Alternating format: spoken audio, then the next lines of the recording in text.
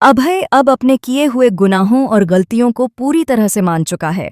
उसका मन अंदर से टूट चुका है और वह जानता है कि उसने जिन लोगों के साथ अन्याय किया, उनके जीवन में वह गहरी चोट पहुंचाई है, खासकर अंजलि के साथ।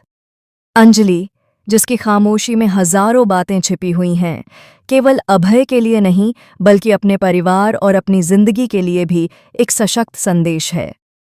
उसकी आंखों में जो गहराई और दर्द है, वह केवल अनुभव करने वाला ही समझ सकता है। वह चुप है, लेकिन उसकी चुप्पी कहीं गहरी कहानी बयां कर रही है। अभय समझ चुका है कि अंजलि हल्दी की रस्म में अपने हाथ से हल्दी नहीं लगाएगी। यह उसकी नाराजगी, उसके गुस्से और भीतर के दर्द का प्रतीक है। लेकिन यह जानकर भी कि अंजलि अपनी भावनाओं को जाहिर नहीं करेगी, अभय खुद उसके पास आता है हल्दी लगाने के लिए। यह केवल रस्म नहीं बल्कि एक तरह की माफ़ी और पछतावे का प्रतीक है। अभय मानता है कि उसने अंजलि के साथ सिर्फ अन्याय नहीं किया, बल्कि उसके विश्वास और उसके सपनों के साथ भी छल किया। इधर गिनी की मानसिक स्थिति पूरी तरह टूट चुकी है। उसका दर्द और क्रोध बाहर निकलते हुए वह बोल पड़ती है, अभय, तुम्हें दिख गया कि अंजलि के साथ अन्याय हुआ, लेकिन मेरे साथ जो कुछ हुआ वह तुमने देखा ही नहीं। इसका मुआवजा तुम्हें भुगतना ही पड़ेगा। उसकी आंखों में आग और मन में बदले की भावना साफ झलक रही है। उसकी यह नाराजगी सिर्फ अभय तक सीमित नहीं है, बल्कि पूरी दुनिया से उसका मुकाबला करने की इच्छा को दर्शाती है। अभय इसे सुनकर गंभीर हो जाता है और कहता है, तुम्हारी नाराजगी मेरे खिलाफ बिल्कुल जायज़ है। अंजलि, मुझे गलत मत समझना। मैं तुम्हारे करीब नहीं आऊंगा, लेकिन मैं हमेशा तुम्हारे साथ रहना चाहता हूँ। तुम्हारे दुख और पीड़ा में मेरी मौजूदगी ही मेरी तसल्ली होगी। इस पल में अभय का पछतावा और उसका सच्चा प्यार साफ झलकता है। गिनी इस बीच दामोदर मौजूमदार से मिलकर अपनी साजिश की योजना बनाती है।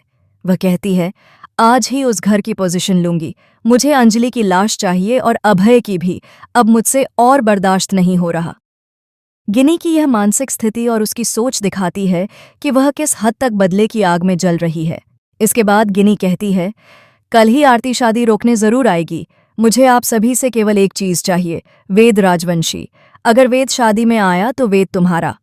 गिनी की यह योजना दर्शाती है कि वह सिर्फ प्रतिशोध पर ध्यान केंद्रित कर रही है और उसके इरादे कितने खतरनाक हैं। फिर रानी मौजूमदार से कहा जाता है, आपके हाथ में बंदूक है, लेकिन इसे आप क्यों चलाएंगी? अंजलि को गोली आप ही मारेंगी, लेकिन हम सबको यह दिखाएंगे कि आरती ने अपनी मां को मार दिया और हम सब बेगुनाह साबित हो जाएंगे। यह योजना किसी भी सामान्य व्यक्ति के लिए असंभव लग सकती है, लेकिन गिनी और उसके सहयोगियों की चालाकी इसे वास्तविकता बना सकती है। यहाँ पर कहानी का सबसे बड़ा सवाल खड़ा होता है, क्या सच में अंजलि पर गोली चलेगी? क्या आरती इस खतरनाक जाल में फंस जाएगी? क्या अभय अपनी गलतियों का प्रायश्चित कर पाएगा और अंजलि को बचा पाएगा?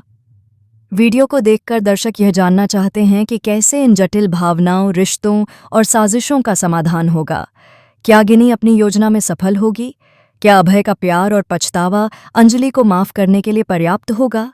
क्या आरती समय पर अपनी मां और अपने परिवार को बचा पाएगी? इस पूरे घटनाक्रम में हर पात्र के निर्णय, उनके अंदर के भाव और उनके भीतर की लड़ाई महत्वपूर्ण भूमिका निभाती है।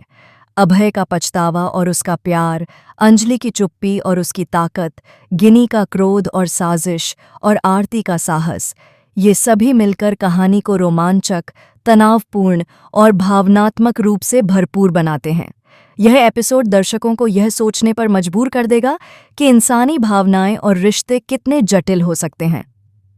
प्यार, नफरत, साजिश और बदले के भाव एक साथ कैसे टकराते हैं और किस तरह से इंसान अपने निर्णयों से अपनी और दूसरों की जिंदगी बदल सकता है।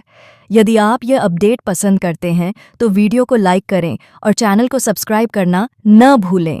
इस कहानी में हर मोड़ पर नया ट्विस्ट है और हर पात्र के निर्णय से पूरी कहानी आगे बढ़ती है।